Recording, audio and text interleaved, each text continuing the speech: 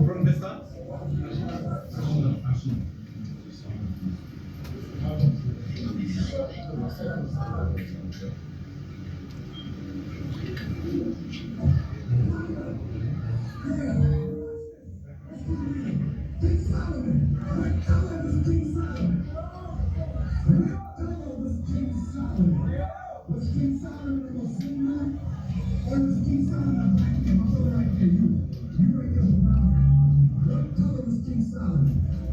Look at you, some of you can't even speak, you know why?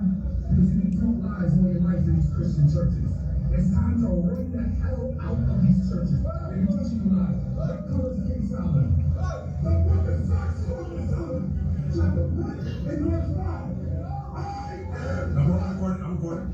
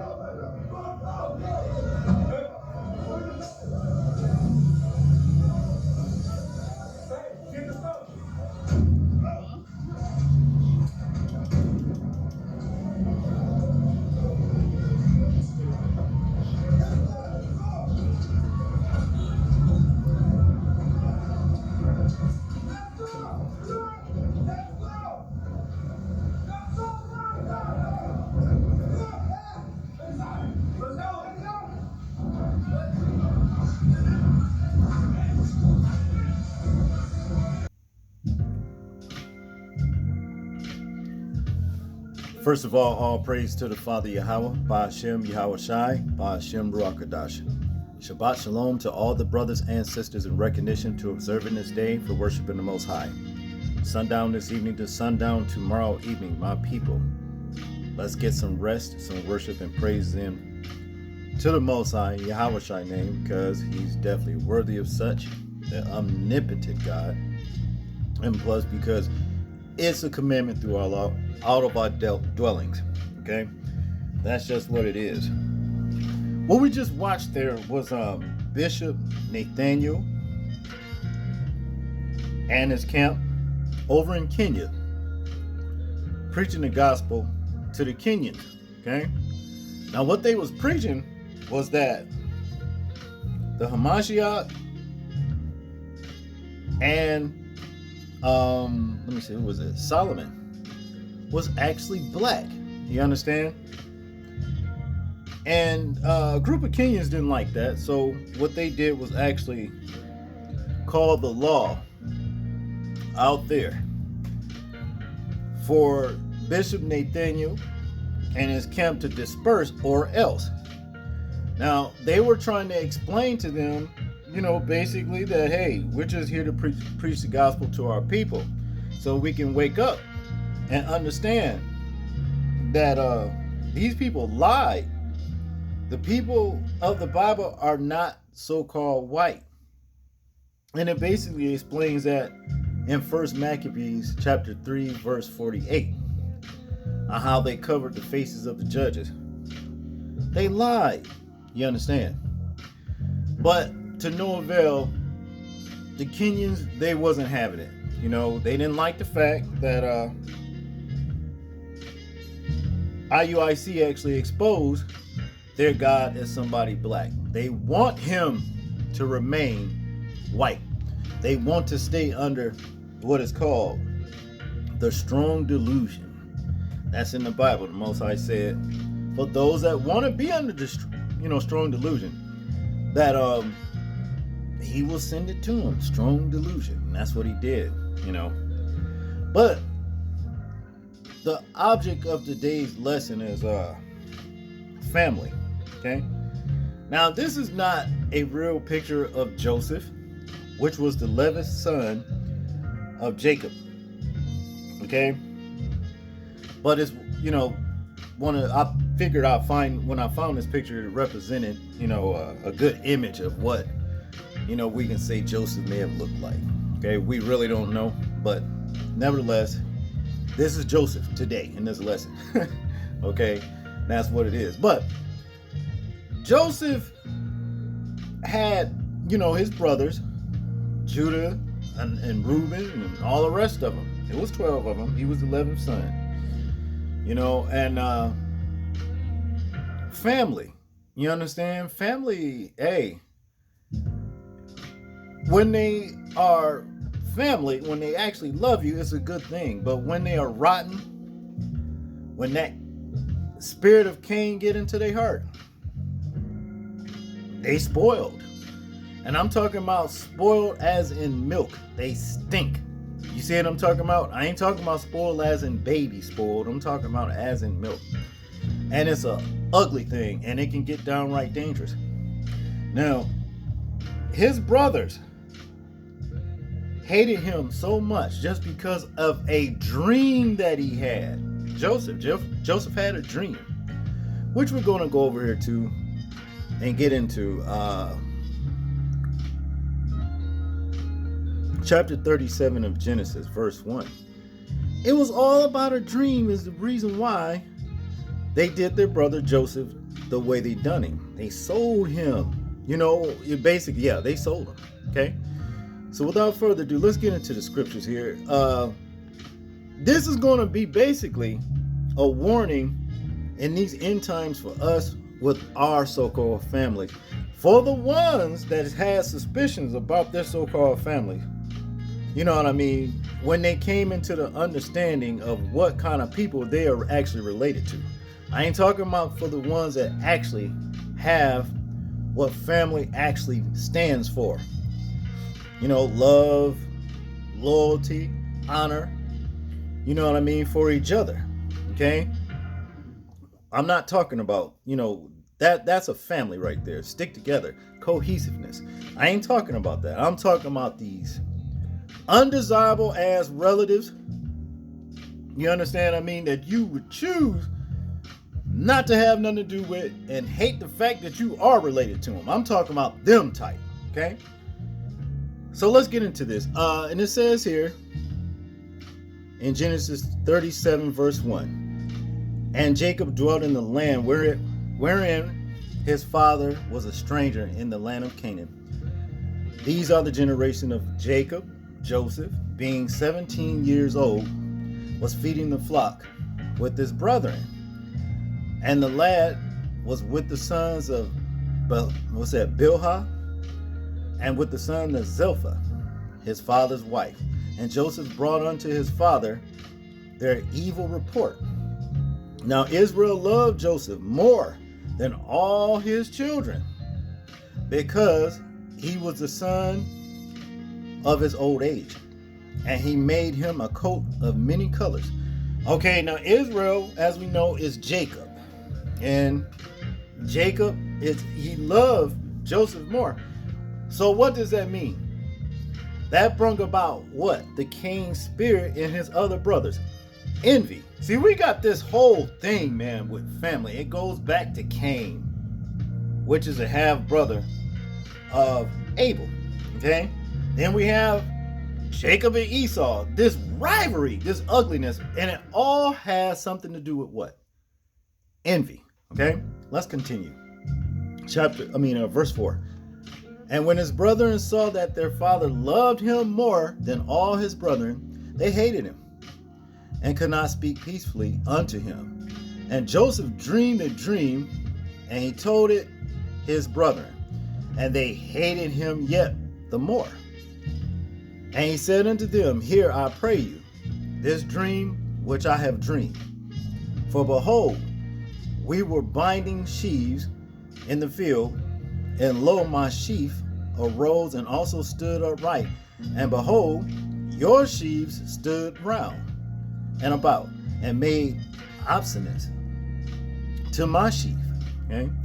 And his brethren said unto him, Shalt thou indeed reign over us? Question. Or shalt thou indeed have dominion over us? Question. And they hated him yet the more for his dreams and for his words. Okay, yeah, they hated him. See, Joseph could have, coughed or sneezed, and it would have been a problem around these low lights. Yeah, I'm talking about the other brothers. You understand what I mean? That's ridiculous. Let's continue. And he dreamed yet another dream and told it his brethren, and said, Behold, I have dreamed a dream more. And behold, the sun and the moon and the 11 stars made obeisance to me. And he told it to his father and to his brother, and his father rebuked him and said unto him, What is this dream that thou hast dreamed? Question. Shall I and thy mother and thy brethren indeed come to bow down ourselves to thee, to the earth? Question. And his brethren envied him, but his father observed the same. And his brethren went to feed their flocks, their father's flocks in Shechem. And Israel said unto Joseph, Do not thy brethren feed the flock in Shechem? Come, and I will send thee unto them. And he said to him, Here I am. And he said to him, Go, I pray thee, see whether it be well with thy brethren, and well with the flocks, and bring me word again. So he sent him out of the vale of Hebron, and he came to Shechem. And a certain man found him, and behold, he was wandering in the field. And the man asked him, saying, What seekest thou? Question.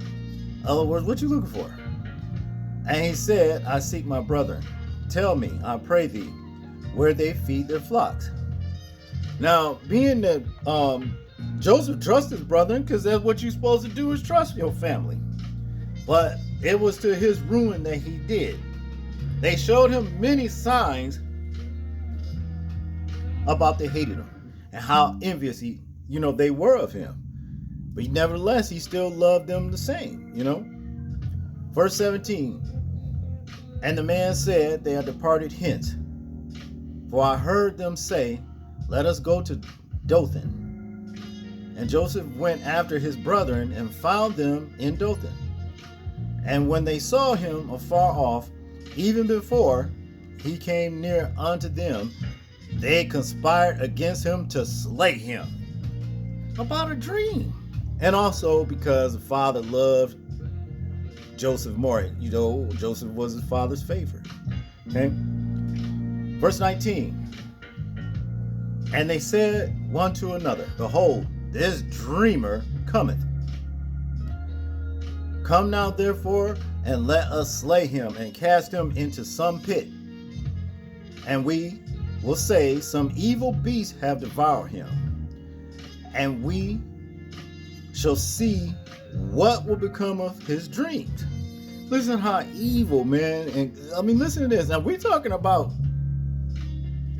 Judah. We're talking about Reuben. We're talking about all these brothers or whatever. This is what they cared about Joseph. Verse 21. And Reuben heard it, and he delivered him out of their hands and said, Let us not kill him.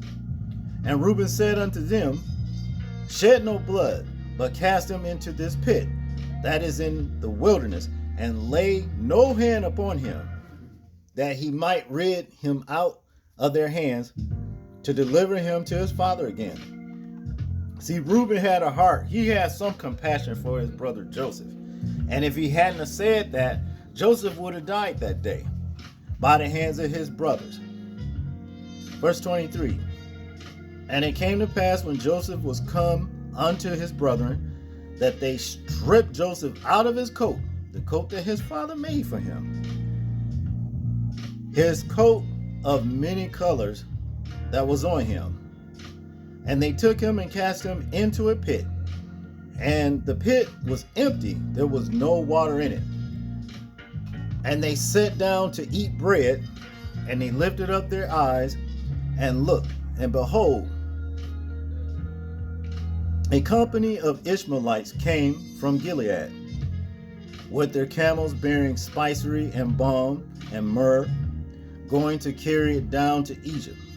And Judah said unto his brethren, what profit is it if we slay our brother and conceal his blood? Question. So see, what Judah was talking about is actually selling their brother. And you know, you ain't supposed to sell nobody, make a slave of your brother and sell him. You know, that is one of the laws that the Most High, made for his people. You ain't supposed to do that. But Judah did it. You see, this is what he done. And the rest of the brothers, well, they conspired with him and they done it. We continue. Come and let us sell him to the Ishmaelites, and let not our hand be upon him. For he is our brother and our flesh. And his brethren were content. They went along with it. They liked that. Then there passed by Midianites, merchantmen, and they drew and lifted up Joseph out of the pit, and sold Joseph to the Ishmaelites for 20 pieces of silver, and they brought Joseph into Egypt. And Reuben returned unto the pit, and behold, Joseph was not in the pit. And he rent his clothes. Okay? And he returned unto his brethren, and said, the child is not. And I, whither shall I go? Question. And they took Joseph's coat, and killed a kid of the goats, and dipped the coat in the blood. Okay? Ready to go lie to their father now. Look. And they sent the coat of many colors, and they brought it to their father, and said, this have we found. Know now whether it be thy son's coat or no. And he knew it, and said, it is my son's coat, and evil beasts have devoured him. Joseph is without doubt rent in pieces. Now this is what Jacob, who is actually Israel or what have you, thought of what happened to Joseph, his son. But it didn't happen. His sons lied. You see what I'm talking about? They actually lied. Now you see, from being wicked to your brother and your sisters and doing this, you bring about a curse on yourself. Okay? And that's just what it is. You bring a curse upon yourself and the people around you too, especially if they conspire with you and your wickedness. Verse 34, and Jacob rent his clothes and put sackcloth on his loins and mourned for his sons many days. And all his sons and all his daughters rose up to comfort him. But he refused to be comforted. And he said, for I will go down into the grave unto my son mourning. Thus his father wept for him. And the Midianites sold him into Egypt unto Potiphar, an officer of Pharaoh's and captain of the guard. Okay? But see, Joseph, as we know, he wasn't he wasn't dead. He wasn't dead and everything. Now, this is what I wanted to say here. Let me see. What they meant for evil for Joseph. You see what I'm talking about? The Most High meant for good. Okay? Verse 16 here in chapter 50 of Genesis. And it reads, and they sent a message unto Joseph, saying, thy father did command before he died, saying, so shall ye say unto Joseph, forgive, I pray thee now, the trespass of thy brethren, and their sin, for they did unto thee evil. And now we pray thee, forgive the trespass of the servants of God, of thy father. And Joseph wept when they spake unto him. And his brethren also went and fell down before his face. And they said, behold, we be thy servants. And Joseph said unto them, fear not, for am I in the place of Yahweh? But as for you, ye thought evil against me, but Yahweh meant it unto good, to bring to pass, as it is this day, to save my people alive. Okay? So what they meant for evil for Joseph, the Most High meant for Joseph to bring about the good for the Most High's people. See, where Joseph got sold at, you know what I mean? They thought that he was going to be destroyed. No, the Most High kept him up. He kept him up and made him somebody great. That's basically what it all boils down to. Now, here in these end times, this is where I want to go in Matthew chapter 10, verse 21. And it reads, and the brother shall deliver up the brother to death, and the father, the child, and the children shall rise up against their parents and cause them to be put to death. Okay? This is coming. This is coming in this last stretch about family. And the Most High is continually warning us about so-called family.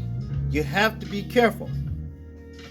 If it's in this book, if it's been prophesied, it's going to happen. I don't care how much you think your folks love you.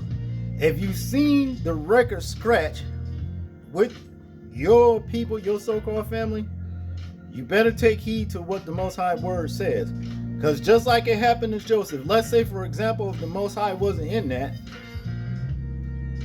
and let's say the brothers would have had their way, Joseph would have been gone. But it's a good thing that their father Jacob found out, well, the brothers had did that and Joseph was not deceased. You see, this is all real, people. This is what's coming. Okay? Matthew chapter 10, verse 18. And ye shall be brought before governors and kings for my sake, for a testimony against them and the Gentiles. But when they deliver you up, take no thought how or what ye shall speak. For it shall be given you in that same hour what ye shall speak. For it is not ye that speak, but the Spirit of your Father which speaketh in you. Verse 21. And the brother shall deliver up the brother to death, and the father, the child, and the children shall rise up against their parents, and cause them to be put to death. And ye shall be hated of all men for my name's sake. This is the Hamashiach speaking this. But he that endureth to the end shall be saved. But when they persecute you in this city, flee ye into another.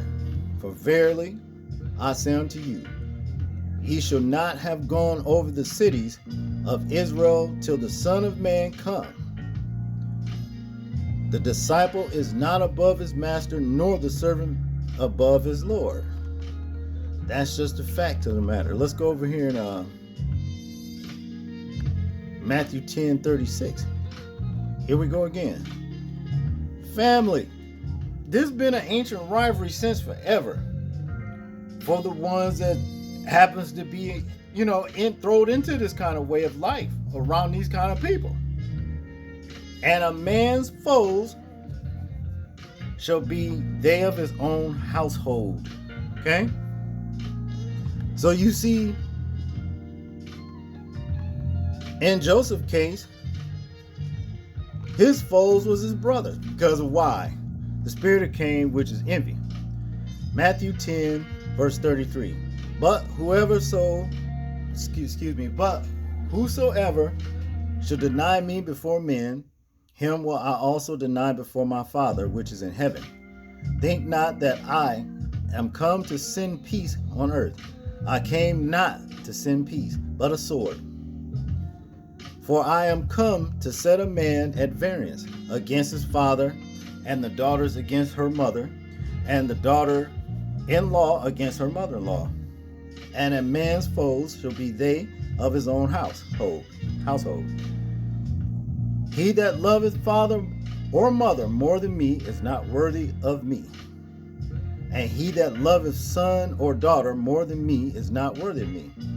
And he that taketh not his cross and followeth after me is not worthy of me. He that findeth his life shall lose it, and he that loseth his life for my sake shall find it. Okay? All this is saying right here, if you love the Most High, Yahweh, Ba'ashem Yahweh Shai, if you love him and your family don't, and they're going to be against you for that. You see what I'm talking about? And they will deliver you up to these councils when this time come about. See, it's not here yet, but it's coming. They're going to do it. So the best thing for yourself to do, take heed. You know who you are related to that acts just like a fake friend. You know, it's the ones that when you hardly ever see them, and when you do see them, it's because they want something from you, you know, or the ones that get mad at you because you bought something with your own money, maybe a car, a house, or you might just be content in your life with whoever you with, and the Most High has shined down happiness on you. You see what I'm saying? Those type right there has got a frown on their face. The type that get mad if you was get around and may clear your throat or something like that because it itches. I don't know. They get an attitude. These are the ones you better be wary of. These are the ones that showed you in times past they are not for you. I don't care what they say about blood is thicker than water. It may be thicker, but understand this.